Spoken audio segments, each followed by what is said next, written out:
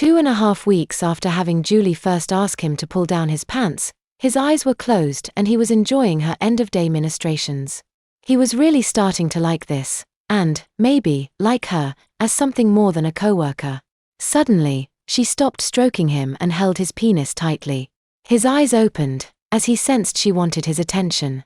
I had a patient today who recently had a colonoscopy, and she said the GI doctor mentioned how important it is to take fiber every day. She said everyone should take extra fiber.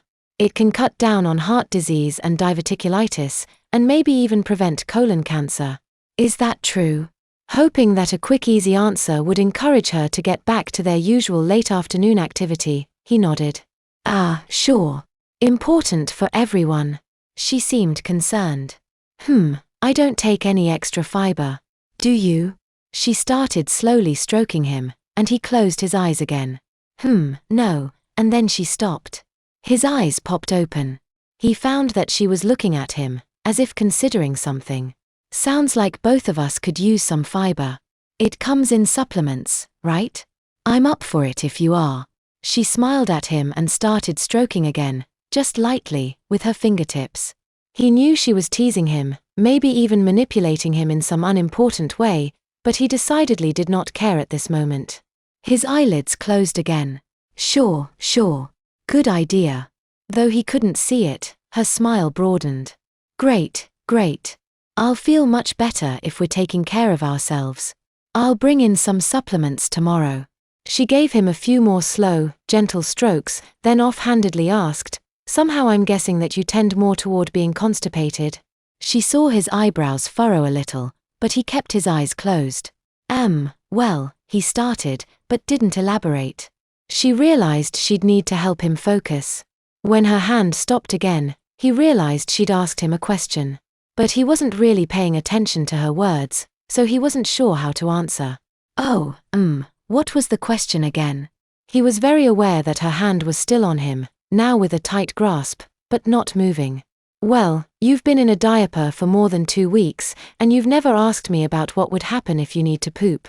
So I'm guessing you don't poop very often? Whoa. If there was anything he didn't want to talk about with Julie, it was his bowel habits.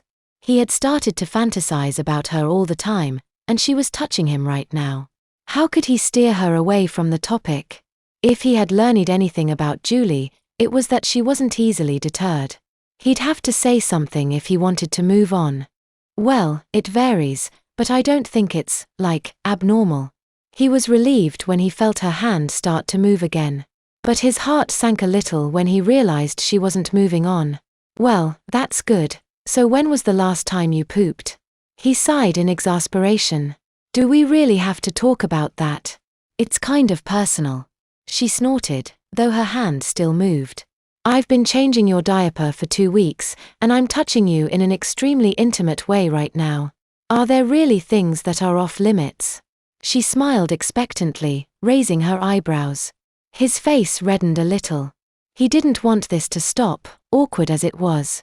So he nodded slightly, saying, good point. I just don't really like talking about that. She smiled fondly at him, exquisitely enjoying his embarrassment. Why are you embarrassed about how often you poop? He shook his head. Nothing he could do would shake this woman. I just don't like talking about that stuff. Stuff like your pooping habits. He groaned. Yes. Like that.